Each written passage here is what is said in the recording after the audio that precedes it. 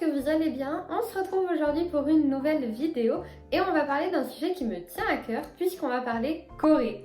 En effet, aujourd'hui, je vais vous partager comment est-ce que j'ai découvert la culture coréenne, qu'est-ce qui fait que je suis passionnée par ce pays.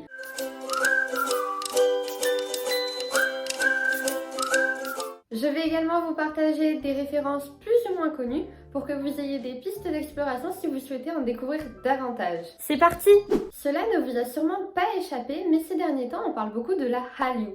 Alors la Hallyu, qu'est-ce que c'est? C'est tout simplement le terme coréen qui définit la popularité des divertissements coréens et de la culture coréenne partout à travers le monde. On peut traduire la Hallyu par la vague coréenne qui est de plus en plus présente en France. Bien évidemment, moi je surfe carrément sur cette vague, je suis en plein dessus. Et la première influence coréenne à être arrivée jusqu'à moi, c'est bien évidemment la K-pop. Alors la K-pop, je sais, il y a encore de nombreux stéréotypes qui lui collent à la peau, mais selon moi c'est un style musical qui a tout à fait sa place dans l'industrie de la musique et qui en vaut vraiment le détour. Il est vrai que si demain je vous fais écouter une musique de K-pop comme ça sortie nulle part, vous risquez d'être déconcerté par le fait que la musique soit en coréen.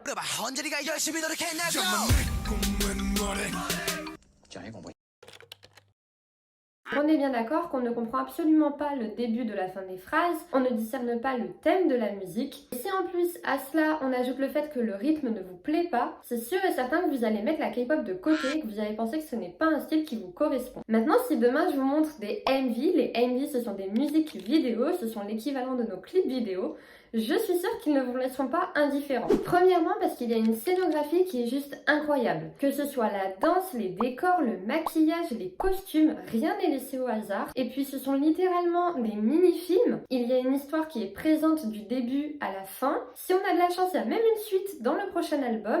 Généralement, il y a un gros budget qui est alloué au MV. On ajoute 2-3 effets spéciaux par-ci par-là. Et on est complètement transporté dans l'univers de la musique, dans l'univers de la chanson.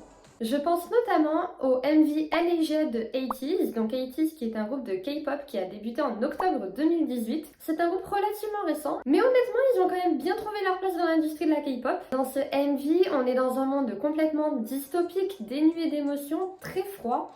On sent que les garçons sont en quête d'identité, qu'ils sont à la recherche d'une lumière qui leur permettrait de ressentir à nouveau des émotions. Pour le coup, même sans comprendre les paroles, on arrive complètement à discerner le thème de la musique et on est en plein dedans. Il faut aussi parler du fait que dans les MV, les idoles ne sont plus que des chanteurs, mais ils sont de véritables acteurs qui incarnent à la perfection les émotions qu'ils souhaitent nous transmettre. C'est-à-dire qu'il y a des expressions faciales qui sont vraiment visibles, vraiment marquées.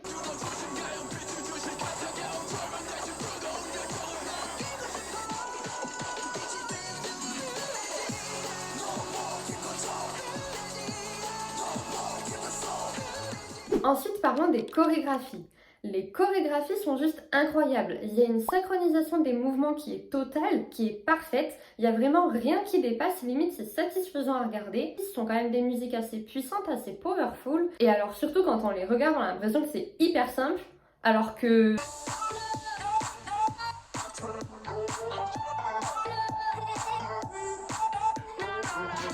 Les idoles sont des danseurs d'exception et la synchronisation des mouvements lors de leur chorégraphie est présente autant dans les clips vidéo que dans leurs performances en live. Je pense notamment à une performance du groupe BTS, je pense que c'est le plus connu, vous en avez sûrement déjà entendu parler, c'est juste impressionnant.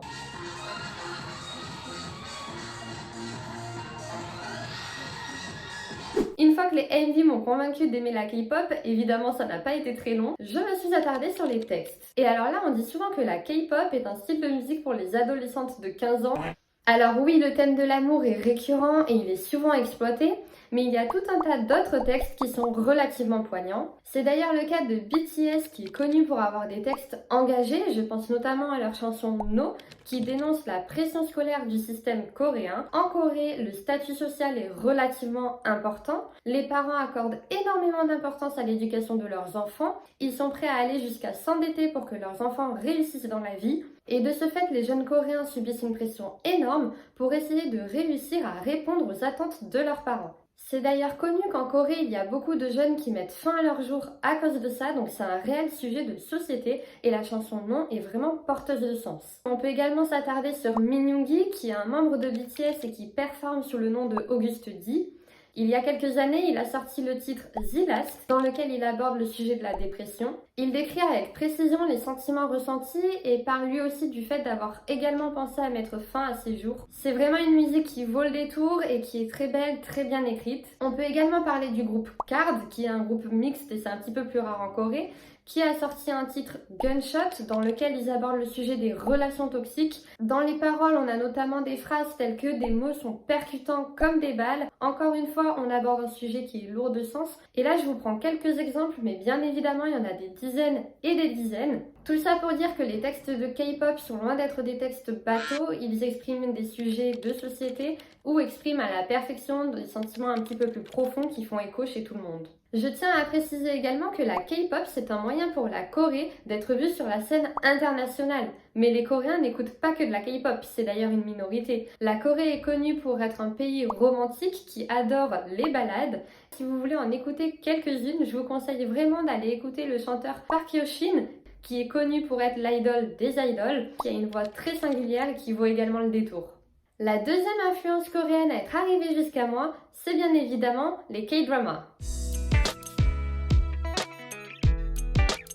Là aussi, il y a pas mal de clichés sur les K-dramas, mais en effet, vu que la Corée est un pays romantique, il y a énormément de séries coréennes qui parlent d'amour, qui parlent de romance. Ce sont généralement des séries de 16 épisodes et on peut distinguer deux schémas qui reviennent relativement souvent. Dans le premier schéma, on a une protagoniste qui n'a absolument rien pour elle. Elle a pas d'argent, elle a pas forcément un physique très avantageux, elle a des gros problèmes familiaux ou alors elle a pas du tout de famille. Elle rencontre un garçon qui à l'inverse a tout pour lui, il est très beau, très intelligent, il a des valeurs, il est surtout très très riche. Et on va suivre leur histoire d'amour impossible. À tout ça, on ajoute un deuxième lead pour faire un triangle amoureux et on a tous les ingrédients pour faire une série coréenne romantique comme on les aime. C'est d'ailleurs le cas de True Beauty ou de The Heirs que vous pouvez aller voir. Dans le deuxième schéma, à l'inverse, on va parler d'une protagoniste qui est hyper affirmée, hyper indépendante, voire un petit peu égoïste, un petit peu hautaine, un petit peu le style bad girl. Elle va rencontrer un garçon qui est excessivement gentil, excessivement charmant. Bien évidemment, le garçon va tomber amoureux d'elle. Comme c'est généralement une femme qui s'est forgée toute seule, qui s'est construite toute seule, elle va avoir du mal à faire confiance à quelqu'un d'autre et à ouvrir son cœur. On va suivre leur histoire d'amour pleine de rebondissements. C'est le cas de Crash Landing on You ou encore de Hotel del Luna qui sont des très bons dramas que vous pouvez également aller voir. Au même titre que les séries américaines, la Corée propose tout un panel varié de séries, notamment des séries de science-fiction, d'action, de surnaturel, et également des séries historiques qui prennent place dans la Corée d'antan lorsqu'elle était sous le règne de dynasties. Je vous affiche quelques exemples et je vous invite vraiment à les regarder, je suis sûre que vous allez pouvoir trouver une série à votre goût. Pour finir, la dernière influence coréenne qui m'a vraiment marquée, c'est la K-fashion. Comme vous le savez, je suis très intéressée par l'univers de la mode et la mode coréenne est hyper hétéroclite. C'est-à-dire qu'on va passer de looks très streetwear avec des vêtements décontractés, larges et unisexes à des looks à l'inverse ultra classiques, ultra élégants, très cintrés et très minimalistes. De même pour les couleurs, on va avoir des looks total black, un petit peu bad girl, un petit peu bad boy, qui vont être mis en opposition à des looks où on assemble le kawaii au classique pour avoir un rendu qui est juste magnifique. Alors attention, quand je parle de kawaii, je sais que c'est le mignon japonais. Là, je veux vraiment évoquer la touche de couleur flashy qui va apporter du peps à des tenues. De plus, la Corée du Sud est un pays qui monte en puissance dans le monde de la mode, de par l'enrichissement du pays et encore une fois, de par cette volonté d'ouvrir le pays à l'international. Séoul fait d'ailleurs partie maintenant des villes qui accueillent tous les ans des Fashion Week et les grandes maisons sont de plus en plus friandes des personnalités connues coréennes. C'est d'ailleurs le cas de la maison Dior qui a choisi Jisoo des Blackpink comme égérie 2023. C'est également le cas de Calvin Klein qui a choisi Jungkook de BTS comme protagoniste de sa dernière campagne promotionnelle. Il y a aussi la collaboration ultra connue BTS x Fila. Et tout ça, ce sont des exemples récents, mais ça ne date pas d'hier parce que je me souviens déjà qu'en 2019, Kai, chanteur de EXO, donc un groupe de K-pop, avait été choisi pour être le premier ambassadeur coréen de la maison Gucci. Pour toutes ces raisons, la Corée du Sud est vraiment un acteur majeur de la mode et qui, je pense, est précurseur, ce qui fait que c'est hyper intéressant pour moi de m'intéresser au monde de la mode coréenne. C'est déjà la fin de cette vidéo, j'espère qu'elle vous a plu et qu'elle n'a pas été trop longue. Je vous ai partagé les 3 moyens par lesquels j'ai découvert la culture coréenne, mais bien évidemment, il y a plein d'autres aspects qui font que je suis passionnée par ce pays. N'hésitez pas à me dire en commentaire si vous souhaitez que je revienne sur l'un des 3 points que j'ai abordés dans cette vidéo, ou si à l'inverse, vous voulez que je fasse une partie 2 pour que je vous partage les autres aspects qui font que ce pays me fascine. Sur ce, n'hésitez pas à partager, commenter et liker cette vidéo. Je vous fais des bisous et je vous dis see you!